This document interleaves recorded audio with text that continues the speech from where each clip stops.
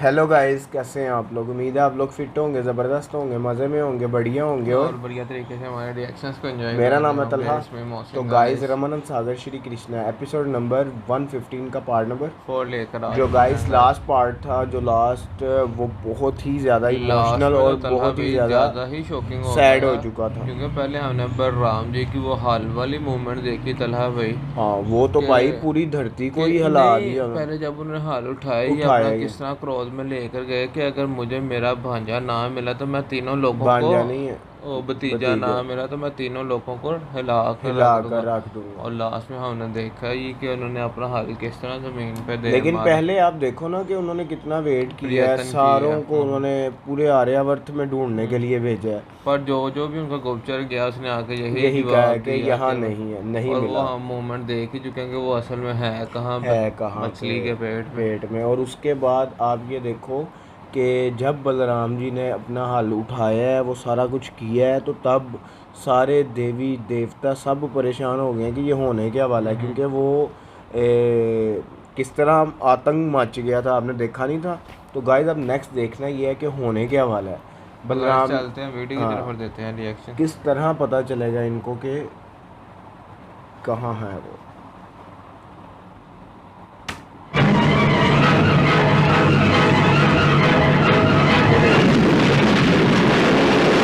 समंदर बंदियों लोगों में कर ले यार।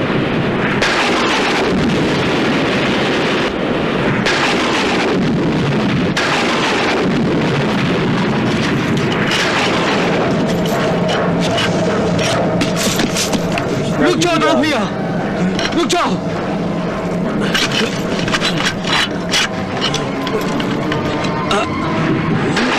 रुक जाओ दाऊ भैया, दाऊ भैया। नहीं नहीं दाऊ भैया, छोड़ो मुझे, मैं बहुत क्रोध में हूँ। नहीं दाऊ भैया।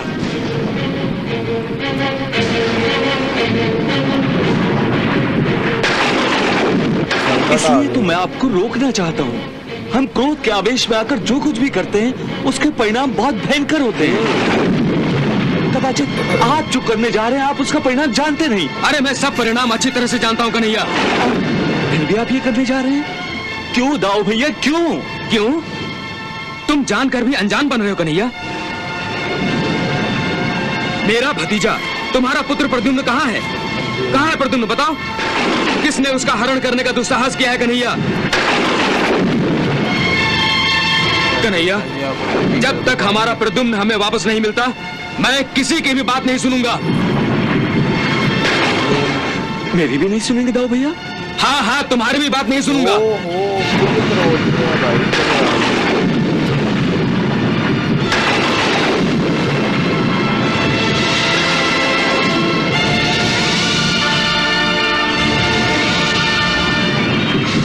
अब मैं सारे संसार को दिखा दूंगा कन्हैया कि हमसे दुश्मनी मोल लेने के अपराध का दंड क्या मिलता है।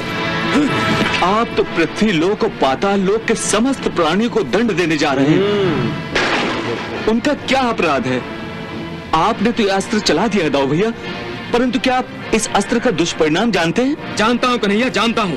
अरे मैंने तो अपना ये अस्त्र समस्त नदियों का पानी रोकने के लिए ही चलाया है। समस्त नदियों का मेरे पानी। इस हल के प्रथम प्रहार से सारी नदियों के प्रवाह मैंने रोक दिए हैं कन्हैया। जब मैं इस हल को द्वारिका की ओर खींचूंगा तो समस्त नदियों के प्रवाह द्वारिका की ओर मुड़ जाएंगे और द्वारिका के पास समुद्र में विलीन हो जाएंगे। तब सारी सृष्टि एक मछली की तरह पानी के लिए तड़पेगी कन्हैया। और मैं ये प्रवाह द्वारिका की ओर तब तक रखूंगा जब तक हमें हमारा प्रद्युम्न वापस नहीं लौटा दिया जाता। तो वो पानी नहीं है।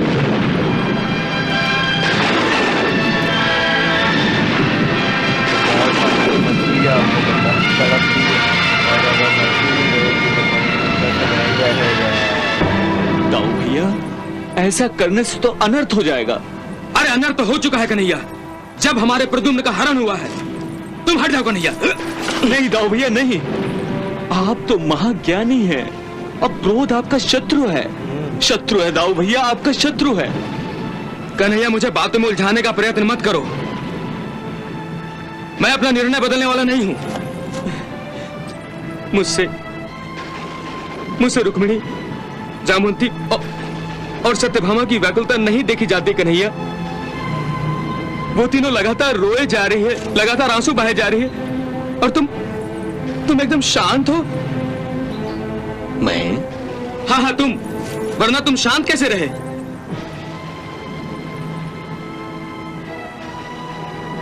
कन्हैया, अवश्य तुम मुझसे कुछ छुपा रहे हो।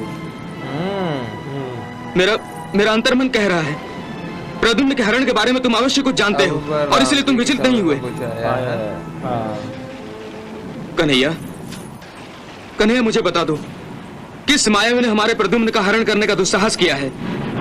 उसे मैं इस अपराध का ऐसा कठोर दंड दूंगा कि फिर से किसी निष्पाप बालक को उसकी मां की गोद से उठाने का दुस्साहस कोई नहीं करेगा।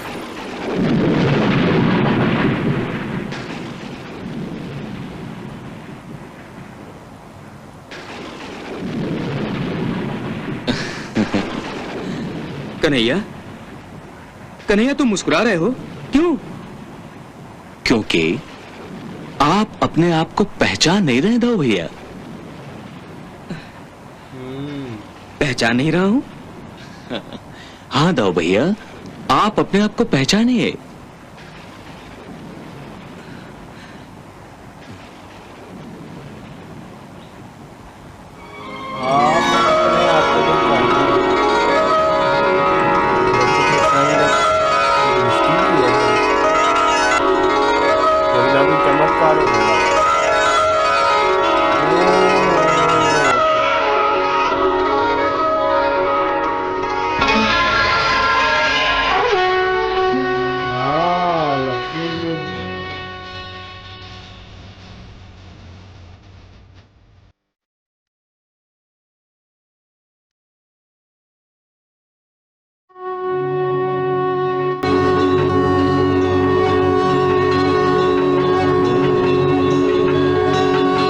प्रणाम भगवान।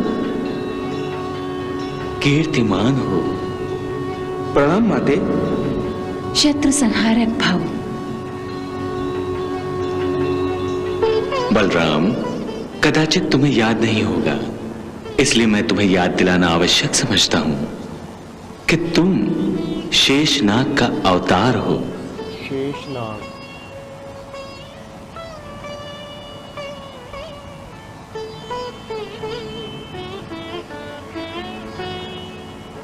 वासुदेव श्री कृष्ण मेरा ही एक रूप है, मेरा ही एक अवतार है।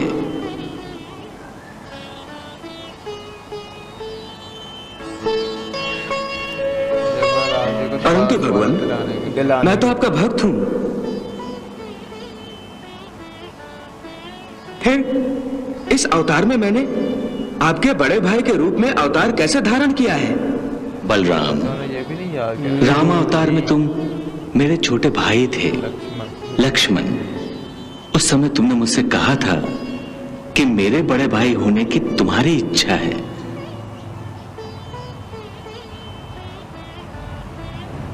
भगवान, जब आपने अपने विष्णु स्वरूप द्वारा धरती पर श्री राम के रूप में अवतार धारण किया, तो मैं आपके छोटे भाई लक्ष्मण के रूप में आपके साथ आपकी सेवा के लिए गया था।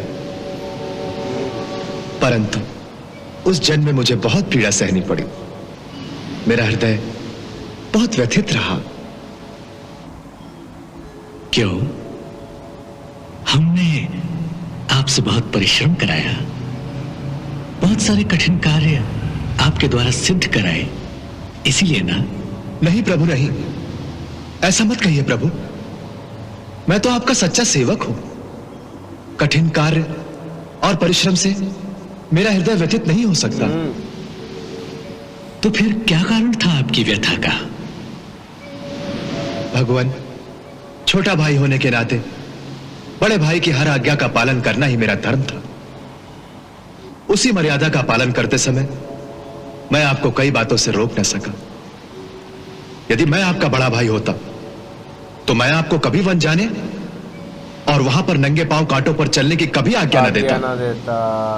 ये बात सही है प्रभु। जब आपके चरण कमलों से रक्त की एक बूंद निकलती थी तो मेरे हृदय से वेदना की धारा बहने लगती थी। उस समय यदि मेरे पास आपके बड़े भाई होने का अधिकार होता तो इससे पहले कि मेरे स्वामी और मेरी माता मेरी आंखों के सामने 14 वर्षों तक के वनवास में दुख सहते, मैं सारी धरती को तहस नहस कर देता। इसलिए हे प्रभु, मेरी आपसे एक प्रार्थना है, इस बार जब आप अवतार धारण करने जाएं, तो मुझे अपना बड़ा भाई बनाकर आपकी सेवा का अवसर प्रदान करें।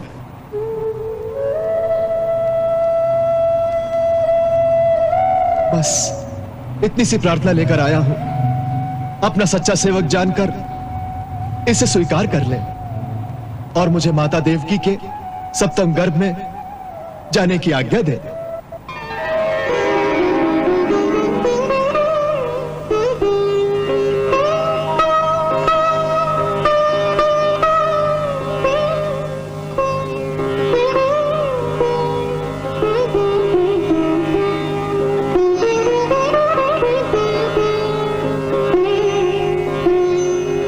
लक्ष्मण जी की रिक्वेस्ट से अच्छी हुआ था बात है। सारा। तथास्तु। बाकी बलराम जी ने किस तरह अवतार लिया, कैसे वो उनके बड़े भाई बने। स्मरण दिला रहे हैं हाँ, सारा कुछ क्या कार्य करने जा रहे थे और आपकी ड्यूटी क्या है। क्या है? सो तुम्हारी इच्छा अनुसार कृष्ण अवतार में मैंने तुम्हें अपना बड़ा भाई बना लिया है। तो गाइज यहाँ ख़त्म हुई है एपिसोड। ये बहुत ही कमाल की एंड पे हो चुकी कल थी, स्टार्ट लेकिन में तो स्टार्ट ये में ऐसी शॉकिंग हुई है कि हम हिल कर रह गए हैं बलराम भाई। जी भाई क्या करने जा रहे हैं। उन्होंने कहा मुझे सब परिणाम पता है लेकिन मैं करके रहूंगा। किसी ने हिम्मत किस तरह की हमारे घर के बच्चे का। आप देखे वो कृष्णा जी की बात करने को नहीं तैयार थे। उन्होंने जब अपना हाल मारा, उन्होंने कहा कि यहाँ की जितनी भी नदियाँ सबका रुख सारों मैं के दरिया की तरफ कर दूंगा और तब तक वो ऐसे ही रहेगा जब तक मेरे भांजे का कुछ पता नहीं चलता। ये पानी के एक एक बूंद के लिए तरसेंगे।